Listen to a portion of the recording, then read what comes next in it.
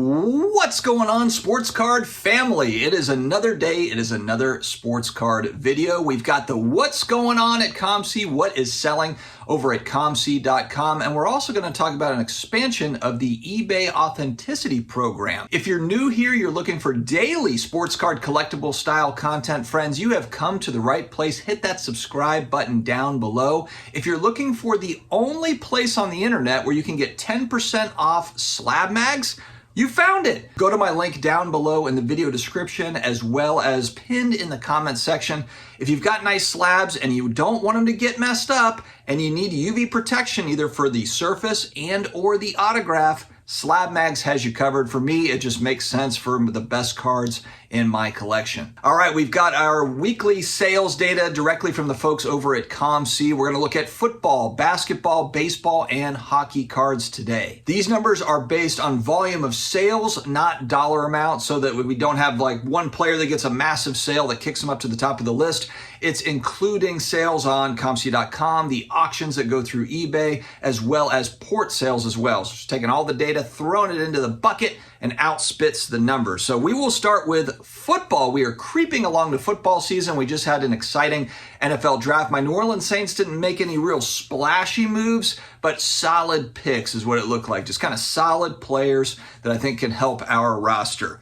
All right, so for football, we've got number one, T-Law. Everyone is excited about Trevor Lawrence. He's kind of finally found that breakout year with Doug Peterson taking the helm last year. Jaguars moving into good position to make some moves in the AFC. It's just tough because it is loaded in the AFC. I mean, the AFC has got top QB talent up and down. And so T-Law, can he continue on? Will they fall back a little bit? The Jaguars, can they make that next step? We will see. But Trevor Lawrence sits at number one. Number two, and this continues to surprise me, Justin Fields.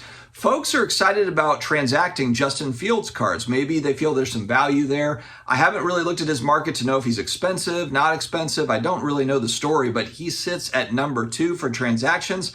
Justin Jefferson, number three. Some people think that Justin Jefferson is going to overtake Jerry Rice as far as stats go. Now, as far as titles and all that, championships, I don't know about all that, but a lot of people are really high on Justin Jefferson, the wideout for the Vikings, ex-LSU player.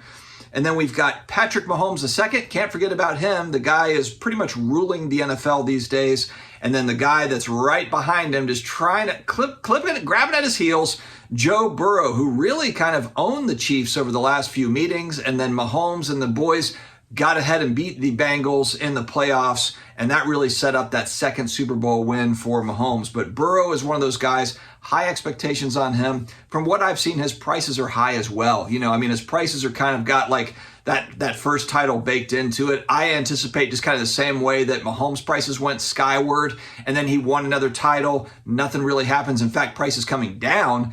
I think with Joe Burrow, it's kind of a similar thing. If they win the Super Bowl, go to the Super Bowl, win the Super Bowl, you know, Joe Burrow prices are already expensive. There's a lot of speculation and anticipation, a lot of excitement around Joe Burrow, but we will have to see, my friends. Next up is baseball. Shohei Ohtani, again, rules COMC at number one for baseball transaction. Shohei Ohtani. Right behind him is teammate. Number two, Mike Trout.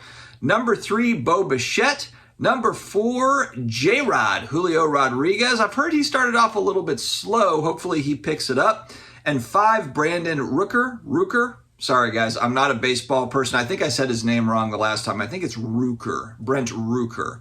Anyway, Brent rounds out the top five for baseball. Hockey, a lot of hockey cards transacted on COMC as they handle a lot of the distribution for Upper Deck e-pack type stuff. You open your e-pack, send it up to COMC, and that's a relationship they've had there for a while. Number one is Connor McDavid. Number two, a lot of excitement around Connor Bedard, the other Connor. Everyone's excited about him. The next coming of Connor, the new Connor. Are expected to be the number one overall pick to the Chicago Blackhawks. He's going to a big city market. I don't think that really hurts. It'll be exciting to watch all these young guys. I mean, between Robertson and Bedard and McDavid, I mean, you've got a lot of scoring talent in the NHL right now, which is fun.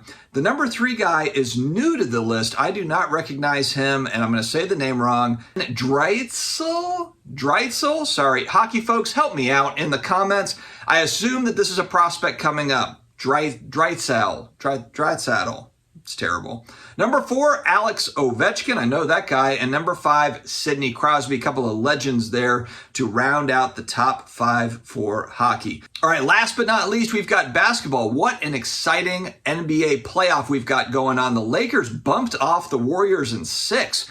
I'm not going to say that I'm not surprised by that. Honestly, I didn't think the Lakers were going to win that series. LeBron James, as usual, sits at number 1, trading on COMC, but with a caveat here. So I got a note from them. Michael Jordan is always the number 1 seller on COMC for basketball cards. He actually had double the sales as LeBron James, and LeBron James had a high sales week. So it just shows you how much MJ trades on COMC.com. Number 2, Steph Curry, of course. Number 3, Luka. Are people getting out of Luka? Are people looking to get into him because prices are dropping on Luka? What's going on with him in Dallas? All the rumors are swirling around Luka Doncic. Number 4, Lonnie Walker. Interesting. Didn't see that one coming. I think he was just traded not too long ago, so maybe there's some speculation around Lonnie Walker. And then number 5, Kevin Durant and the Suns. Man, Devin Booker, Kevin Durant, they just joined forces. It does take time to gel. Unfortunately, they got bumped out of the playoffs, but to me, they need an offseason together. They need to get used to playing with each other in Phoenix, and hopefully they can make some sort of a run. I don't know how much more time Chris Paul has. I know he was injured. I mean, I just don't know if he's moving on or what. I don't know really what the story is with Chris Paul, but he's obviously at the end of his career. So we will see. But Kevin Durant rounds out basketball. All right, and Sports Collectors Daily has reported that the eBay Authenticity Guarantee program has expanded to Canada, and this is going to be for ungraded cards that are $250 and higher. They will now be sending that down to CCG down in Sarasota, Florida, to have those checked out. Thought that was interesting. And Canada, I think the one thing that I'm interested, I guess, in just watching, getting feedback from people is the turnaround time. Because in the US, they've got it kind of down pat now to where ships to the authenticator and it gets back. And yeah, it might be like a 10-day turnaround, but I'm just wondering, coming from Canada down to Florida back, does that look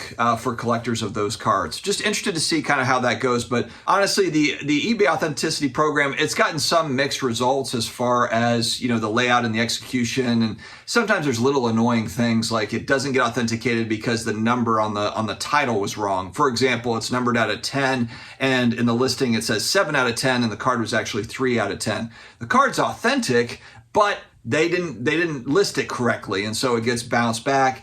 That part is kind of a hassle, but I've also heard stories where somebody bought a card that was not legit and it got kicked back thanks to that program. So we're starting to get used to it. How long has eBay been running it? Maybe like a year now, a little over a year. And at first it was like, man, it's going to take some getting used to. And I feel like now we're starting to finally get used to that program. It serves a good purpose just to make sure you're not buying a fake card or a fake slab or whatever it is. So we will see how that continues to progress for eBay moving forward. All right, guys, that's all I've got for today. Make sure to stay healthy, stay awesome, and I will talk to you again later.